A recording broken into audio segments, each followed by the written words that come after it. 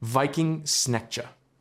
The Viking Snekja is the ship that made the Viking Age possible, and its design solves every problem a raider actually has. Developed from Scandinavian tradition dating to the Nidum boat around 320 AD, the 10th century variant measures 56 to 79 feet, weighs 7 to 10 tons unladen, and draws just 18 inches of water. A crew of 40 to 60 oarsmen drives it to 17 knots under sail, faster than any merchant vessel of the era. The hull is clinker-built, overlapping oak planks fastened with iron nails and sealed with tarred wool, producing a structure that flexes with waves rather than fighting them. The double-ended design, identical at bow and stern, allows reversal without turning, which matters critically in narrow rivers and fjords. Building one required the wool of around 60 sheep for the sail alone and roughly 15 large oak trunks for the hull planks. That 18-inch draft is the operational key. The Snekja beaches on any shoreline without harbor infrastructure, navigates rivers where the water barely reaches a man's waist, and can be portaged overland between river systems to bypass naval blockades entirely. These ships struck Paris via the Seine, reached Byzantium via the Volga, and crossed the Atlantic, confirmed by Leif Erikson's voyage in 1000 AD. The critical engineering breakthrough that made the mast viable was the T-shaped keel developed in the 8th century, the first structure strong enough to absorb a mast's downward thrust without splitting the hull. The Gallio. The Gallio is built on one tactical insight. A ship that does not need wind can do whatever it wants. A direct descendant of the Roman trireme, it was the primary vessel of the Barbary corsairs operating from Algiers and Tunis, engineered specifically for the calm coastal conditions of the Mediterranean. It stretches 180 feet with a beam of 16 to 18 feet, draws between 4 and 5 feet, and carries up to 280 oarsmen, the majority of them enslaved, shackled to benches, measuring 10 feet by 4 feet, where they lived, slept, and rowed without leaving position. A single heavy cannon sits at the bow, supplemented by swivel guns along the sides. Because the main cannon only fires forward, every attack runs the same way. Point the bow at the target and drive the oar banks at full speed. When a merchant sailing vessel lost steerage in a flat calm, a gallio closed the gap before the crew had any option.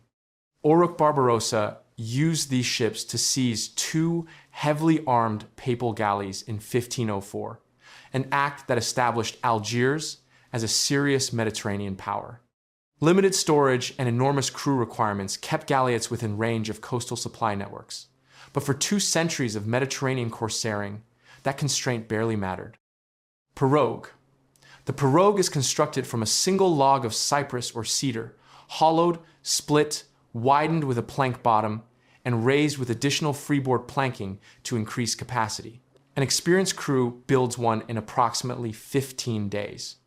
It measures around 30 feet, draws less than 5 feet, and in its largest configuration carries up to 120 men, a disparity between the vessel's modest size and its actual threat level that consistently surprised its targets. Derived from indigenous Carib and Arawak designs, it was the essential first vessel of the early Caribbean buccaneers, adopted by operators including Benjamin Hornigold and Samuel Bellamy because it reached shallow bays, mangrove inlets, and bayou systems, where deep draft naval vessels run aground. Propulsion is oars or paddles for approach work, often muffled with cloth, with 1 or 2 removable masts for distance travel. The boat hauls overland, hides under mangrove canopy, and launches at night directly alongside a merchant ship before the watch registers what is happening. It provided no protection in an artillery exchange and could not survive open ocean conditions, but for the specific environment of the early Caribbean, it was the only tool required. Caribbean sloop.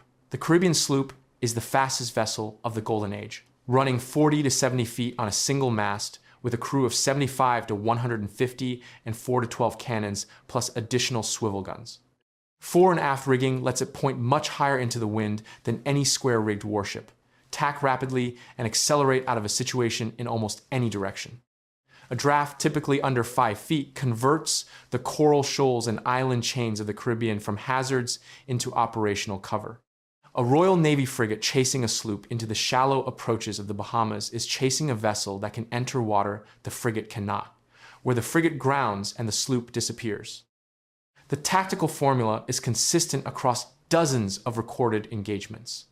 Use speed to select the engagement, close quickly, present enough crew to make resistance appear irrational, and take the surrender without destroying the prize. Blackbeard deployed sloops as consorts to his larger flagship during the 1718 Charleston blockade, using their speed and draft to seal harbor exits. Stedibonnet purchased his sloop Revenge rather than stealing it, a detail that caused considerable confusion at his trial. Anne Bonny and Calico Jack Rackham operated exclusively from sloops throughout their careers. Brigantine. The brigantine is where a pirate operation outgrows the sloop. At around 80 feet, displacing 15 to 150 tons, carrying 10 to 16 cannons, and requiring a crew of 100 to 125, it offers hull volume, firepower, and provisioning space the sloop cannot sustain. The hybrid rig, square-rigged on the foremast for open water power and gaff-rigged on the mainmast with square topsails above for closer wind angles, gave operators flexibility no single rig vessel could match. That combination of range and maneuverability made Atlantic and African coast operations viable in a way the sloop never could. Bartholomew Roberts, who captured more ships than any other documented Golden Age pirate, scaled from Caribbean raiding into transatlantic operations aboard a brigantine called Good Fortune.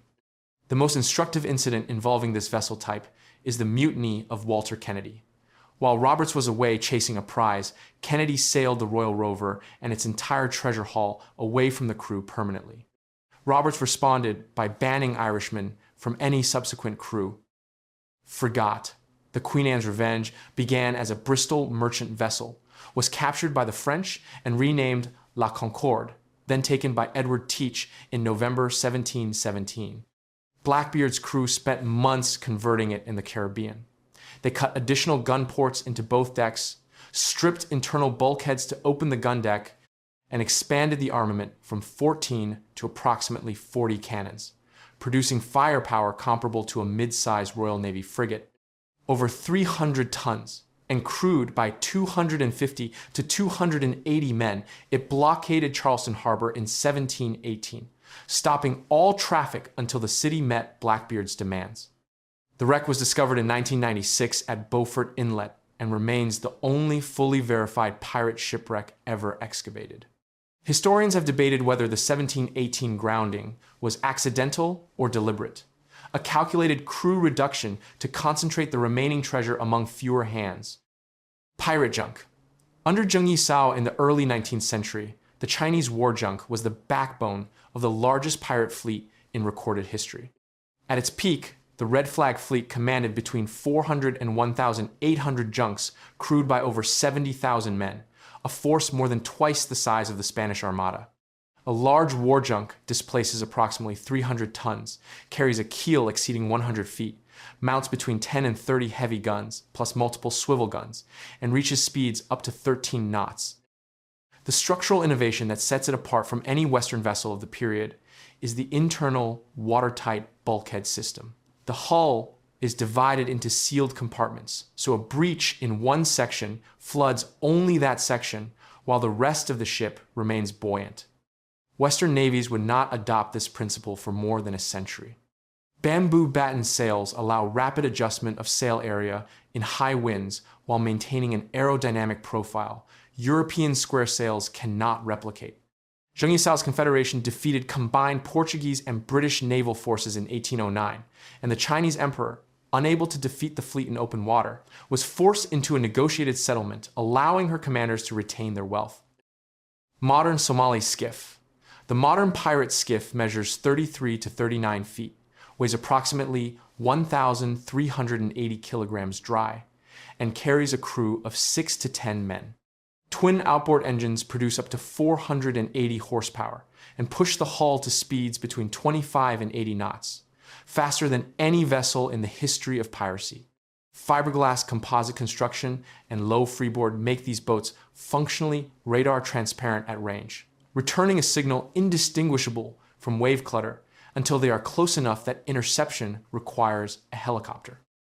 Based on offshore powerboat racing designs originally developed in the United States, the skiff operates on the principle of planing.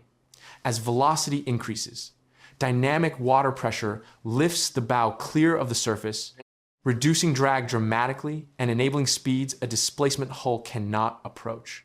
Commercial GPS units and satellite phones allow coordinated multi-skiff operations hundreds of miles offshore, and skiffs are typically launched from captured trawlers or dhows that extend operational range beyond what a small open boat can sustain on its own fuel.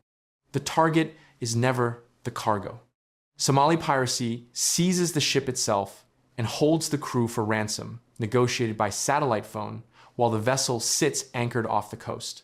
Individual ransoms have reached into the tens of millions of dollars, and maintaining a 50-boat raiding fleet costs an estimated $1.5 million in engines alone.